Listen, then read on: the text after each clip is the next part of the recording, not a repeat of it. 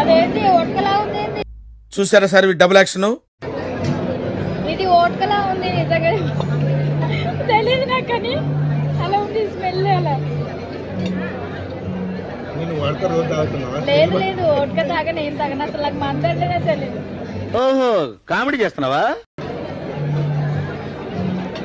తెలీదు, అమ్మతోడు తెలియదు.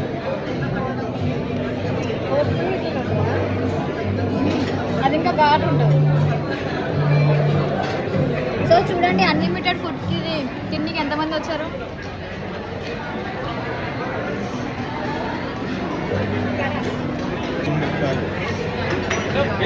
Food item